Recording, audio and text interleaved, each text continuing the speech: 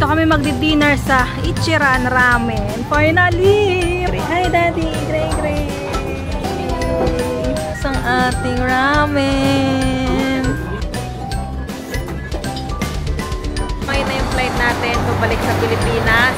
Akyat tayo dito sa airport line. Pasok na tayo sa train. Dito kami sa car 3. First time ko makasakay sa ganito. Si Daddy at si Gray.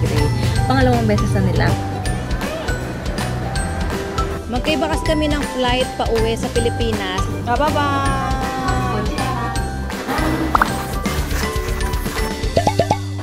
Babalik na kami sa hotel kasi mag-i-impake pa kami. Ayusin namin yung mga gamit.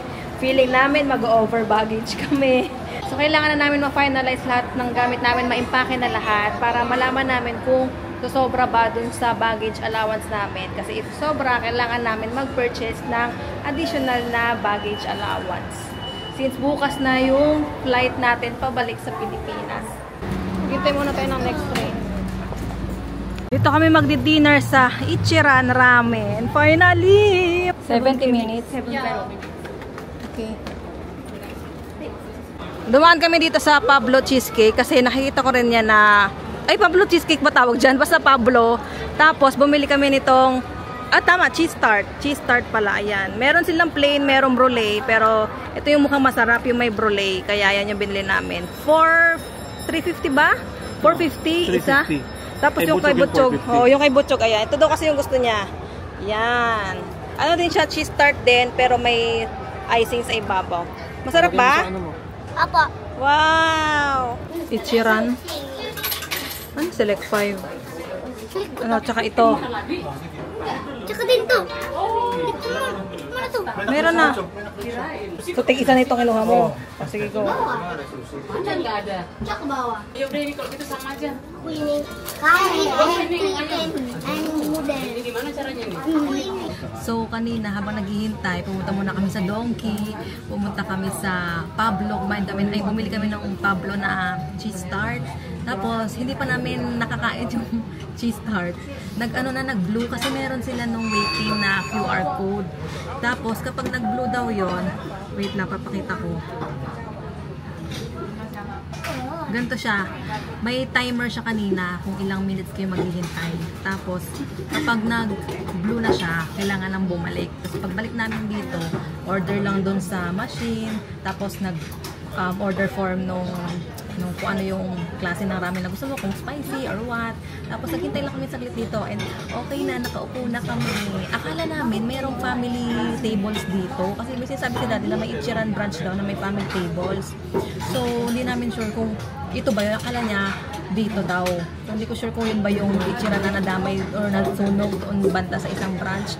Pero okay lang naman kasi tatlo kami nakupo. Ayun sila Daddy at si Gray. Hi, Daddy! Gray! Wala lang, na-amaze lang ako kasi na si Gray. Isang seat na siya. Kala mo adult na eh, no?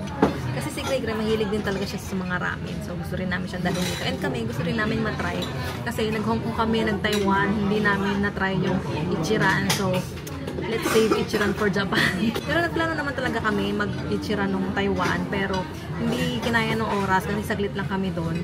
Tapos, medyo out of way sa amin. And alam nyo naman kapag Ichiran, mahaba lagi ang pila, diba? So, ngayon, sinaga namin. Kahapon actually, nag-try na kami. Kaso, ang tagal nga. Ngayon, since wala naman kaming masyadong itinerary, dalawa lang, nakapagpahinga pa nga kami sa hotel, nakapag-impake pa.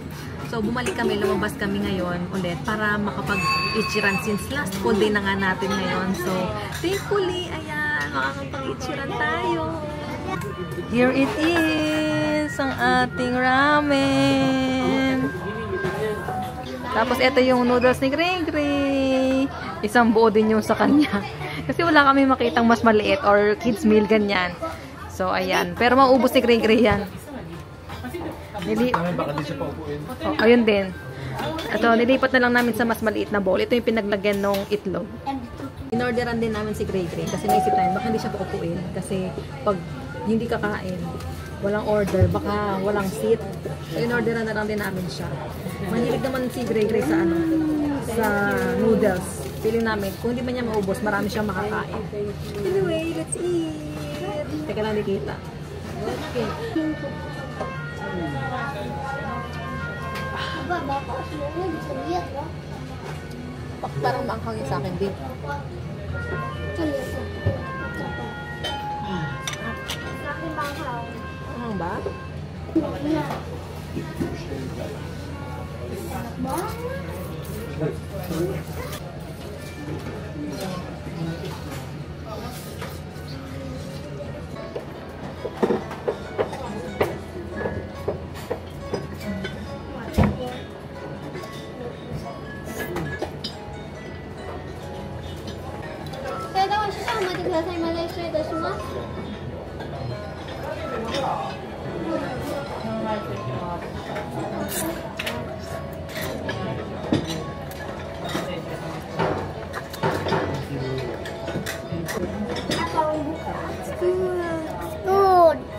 besok masakan na sa akin eh.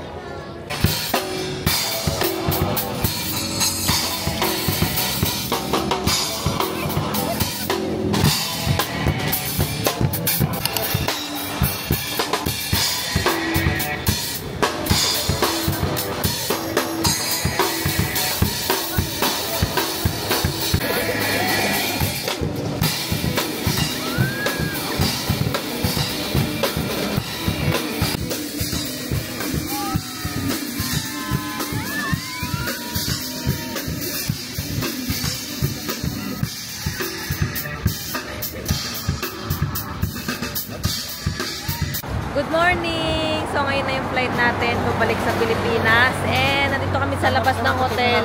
Nag-aabang kami ng Uber na binook ni Daddy. Nag-decide kami na mag-Uber na lang kesa mag-commute papunta doon sa train. Sa Rapid, no? Nankay Rapid. Kasi may dalawa kaming malaking maleta, may mga bag, may stroller. So mahihirapan kami na mag-commute. Wow! Automatic!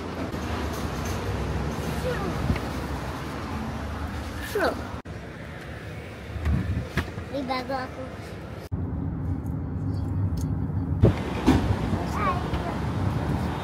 Dito na kami ngayon sa Namba Nankay Station. Nag-Uber na lang kami papunta dito galing sa hotel. Kaya naman siya actually from hotel kasi nga sa hotel namin malapit na yung train station na papunta dito sa Nankay. Pero ayun nga, marami kaming bitbit so may hirapan kaming kumilos.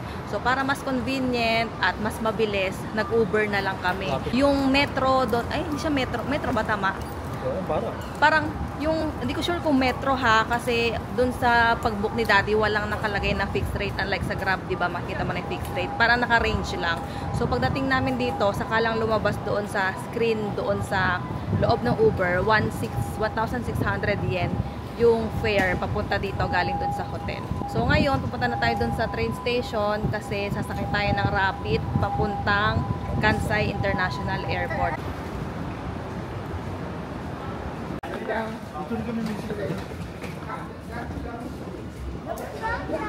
So, papasok na tayo dito sa Nankay Line and Airport Line. So, isa-scan lang ni Daddy QR. Meron namang QR dyan, oh. QR lane. Akyat tayo dito sa Airport Line number 9, platform number 9. So, walang elevator, escalator lang tayo. Gray, Daddy. Ano sa Gray? Ayun. Kita tayo. Dito kami sa waiting room kasi maaga pa naman. 9:30 something pa lang. 9:43 pala. 10:06 yung schedule ng train namin. Dumating na yung train pero hindi pa nagpapapasok kasi lilinisan pa daw nila yan. Tapos maaga pa naman. Wala pa namang 10.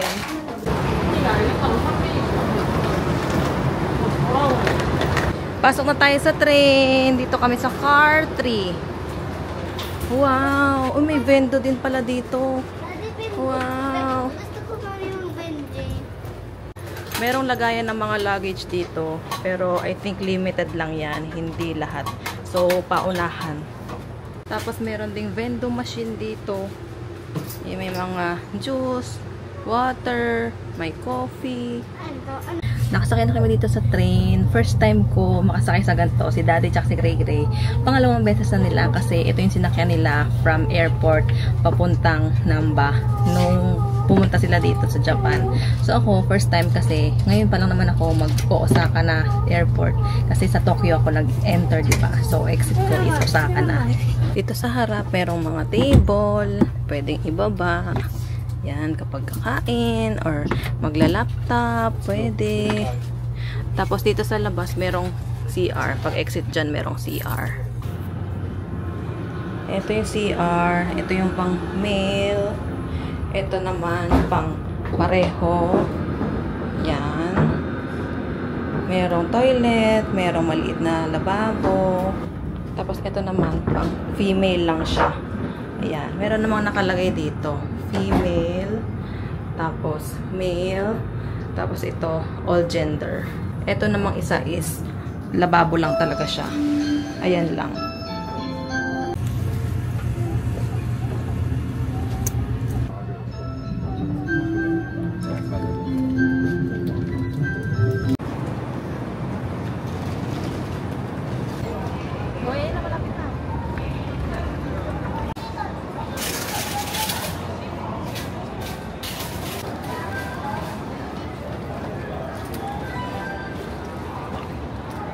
Na kami sa airport. So, paglabas namin dun sa Nankai Rapid Express, meron ng signage dito na papuntang airport. Ayan, Terminal 1, domestic, diretso, international, dito sa kaliwa tsaka sa kanan. Kapag domestic, dito, diretso. Pero since international tayo, airplane na. Hindi pa open yung check-in counter ng flights namin. So, bumaba muna kami dito sa pinakamababa, first floor. Tapos, pumunta kami dito sa Lawson. Bibili muna kami ng pagkain para makakain muna kami. Kasi 11 o'clock na. Open na yung check-in counter ng AirAsia. So, mag-check-in na muna si Daddy and si Gray Gray. Magkaiba kasi kami ng flight pa uwi sa Pilipinas. Kasi diba yung flight ko is covered ni Klook. Tapos, yung ticket ko nabigay nila sa akin parang 1 week before the trip na lang ata. Basta malapit na lang. Plano sana namin na same flight yung ibubook ni Daddy tsaka ni Gray Gray. Kaso nung nagtingin kami, medyo mahal na. PAL kasi yung airline nung sa akin. So, medyo may kamahalan. Alam nyo naman yan kung hindi naka-promo fare or naka-seat sale. Lalo na dahil malapit na nga yung trip. So, naghanap na lang kami ng ibang airline and nakita namin si AirAsia merong mura. Hindi naman sobrang mura. Pero mura compared sa PAL. Tapos, malapit din yung time ng flight sa flight ko. So, ang flight nila Daddy is 2 p.m., around 2 p.m. Tapos sa akin is 3 p.m. So, mauuna silang dumating sa NAIA Terminal 3. Tapos, pupunta na lang sila sa Terminal 1 kasi doon yung lapag ng flight ko para doon nila ako hihintayin. So, at least parang 1 hour difference lang yung flight namin para hindi rin sila matagal maghintay. Tapos, sabay-sabay na kaming uuwi. Bumaba muna kami dito sa second floor kasi dito yung mga kainan. May mga iba't ibang kainan dito. May Starbucks, may Sukiya. Dito kami sa may Sukiya kasi hindi namin ito na-try. Merong Sukiya malapit sa hotel namin pero hindi kami nakatry. So, buti meron dito. Tapos, after kumain, ako naman yung mag-check-in. Kasi hindi pa open 12:20 pa open yung check-in counter nung sa PAL. So, sakto lang. After kumain, check-in. Tapos, kami pupunta sa boarding gate. Ito yung order namin. Kay Gray Gray, ito kids meal. Ito yung order ni Daddy for us. Gyudon. Yan din sa'yo. Ibang ano lang, ibang flavor. Or ibang variant, ganyan. Let's eat! So, ito yung total, 1,940 yen.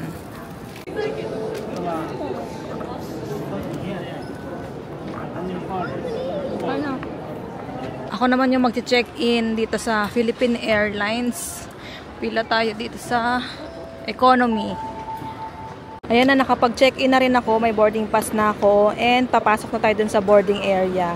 So, baka bawal mag-video dito sa security check. Baka diretso na to sa immigration. So, update na lang later. Gate 10 sila Daddy. Tapos, sinundan namin yung mga signs. Dito kami napunta sa shuttle. So, gates 5 to 11 lang yan. Ako kasi gate 22 ako. So, sa kabilang side ako. So, dito na kami magbababay. Tapos, see you later na lang sa Philippines. Bye-bye, Gray Gray. See you later. Eh, kasi nga mag-train pa kayo eh. Susunod na tayo. Bye-bye. Sa next na kayo na train. Nakita kami mamaya sa Pilipinas. Mami, lungkot ako. Oo, ganun talaga. Mamaya magkikita naman tayo eh. Kasi magkaiba tayo ng flight. Mabilong. Bye-bye! See you later! Oo nga. Bye-bye!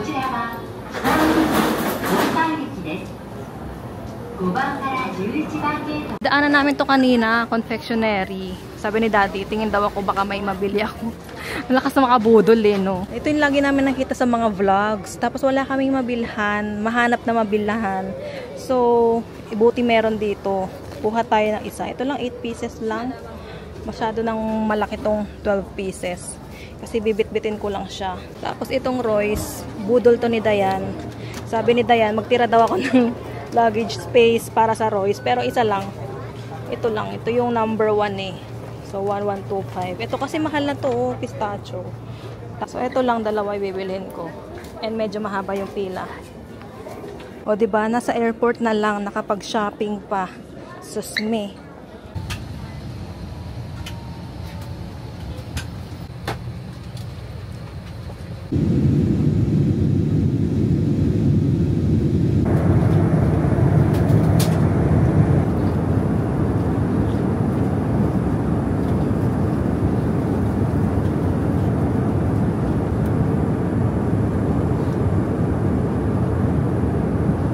First time kong makasakay ng Philippine Airlines, nandun yung feeling na excited, kinikilig, kasi lalo na provided to ni Klook, so libre, alam niya na, feeling nakakasosyal, ganyan, kasi tinan niyo meron pang pakumot, tapos yung headrest niya, yung na-adjust yung dito, para hindi babagsak yung ulo mo pag natutulog. Yung, nakita ko lang dito sa isa kong katabi. Pero dito sa gitna wala akong katabi. Sa aisle, ay sa middle seat wala akong katabi. Kaya nakakapag-vlog ako ngayon. Mic na lang ako para hindi masyadong malakas yung boses ko. So sana naririnig ako sa mic. Tapos kanina nagtatanungan. Buti nga nagising ako kasi nagtatanungan yung mga FA kung ano yung choice ng mga tao dito, mga kasama ko, mga katabi ko dito. Tapos ako, hindi ko sure kung meron bang pagkain yung meal ko. Kasi syempre, sanay ako sa Cebu Pacific, sa AirAsia, na wala namang meal kapag nag-book unless mag-add ka. So, hindi ko sure kung ako ba may meal din.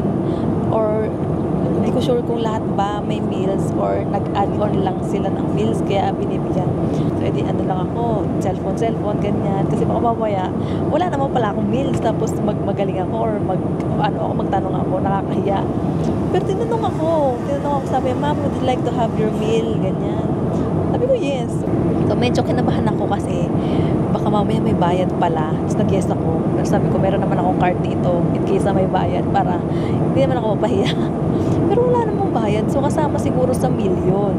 Hindi ko kasi alam kung ano yung inclusions ng meal, ay ng flight. Actually, yung baggage nga, kagabi ko lang nalaman na 2 pieces for 23 kilograms each pala yun. Tinanong ko pa si Miss Maki.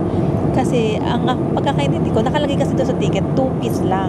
So, pagkakaintindi ko, 2 piece na total of 23 kilograms. Kasi alam ko talaga, ang check-in baggage ni PAL is 23 kilograms. Pero, ang pagkakaintindi ko, total of 23 kilograms. Tapos tinanong ko si Miss Maki, sabi niya, each daw. So, double check ko, parang nagdami booking ako sa PAL.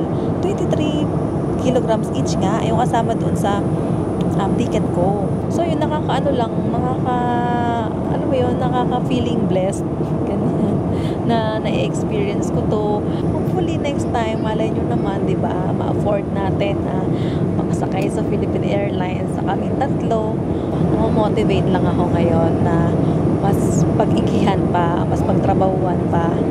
Alam mo, parang hindi ko alam kung ano ba to, lifestyle inflation, tumataas yung standard sa buhay. Pero wala namang masama mangarap as long as paghihirapan mo, diba, pagpapaguran mo, pagtatrabahuan mo, why not?